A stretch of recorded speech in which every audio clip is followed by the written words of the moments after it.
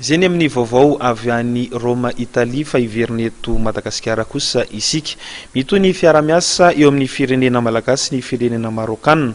Taoriany nandalovan'ny mpanjaka Marokana Mohamed VI ny Novambra 2022 lasa teo. Fiara-miasa izay misehatra eo amin'ny sehatry ny fampandrosoana sy ny ara-toekarena.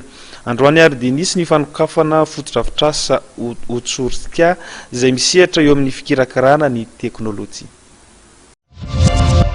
Mamorona asa ho an'ny tanora malagasy ny sehatry ny fikirakirana ny teknôlôjia na ny numerika. Tahaka ireo firenena rehetra dia tsy afa-misaraka amin'ny fivoaran'ny teknôlôjia ny firenena malagasy. Tanora hatrany amin'ny 500 no nahazo asa tamin'ilay orinasa Otsorika, orinasa manao irony centre d'appel irony. Androany no notokanana tamin'ny fomba ofisialy ity orinasa Otsorika ity izay natanterahana tetsy Tanjombato.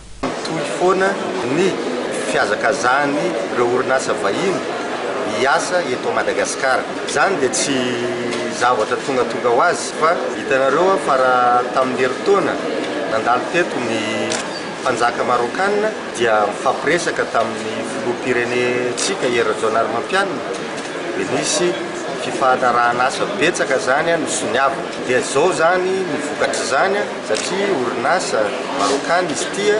Araka ny nambaran'ny lehibe ny vondrona Otsorika dia manana ny maizy azy sy ny fahaiza-manaony ny tanora malagasy. Il fallait une alternative au niveau offshore avec des conditions encore plus attractives. Et là, notre choix s'est porté sur Madagascar. Et c'était un petit peu une évidence pour nous, compte tenu à la fois de la vraie valeur et savoir-faire qu'avait Madagascar dans les métiers de service, où ça s'était développé également il y a quelques années, et surtout dans un secteur qu'on veut développer encore plus et qui est stratégique pour nous aujourd'hui, tout ce qui concerne les métiers de back-office. Mampitombo ny vola miditra ao amin'ny kitapom-bolan'ny komina ihany koa ny fitsanganana sy fisiana orinasa lehibe tahaka izao ao aminy.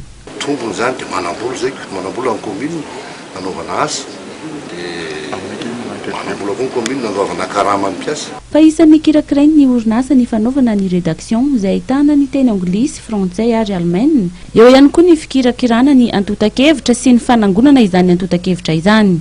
Tanjon'ny orinasa ny ampiakatra 12 isanjato ny vola miditra ao aminy isan-taona.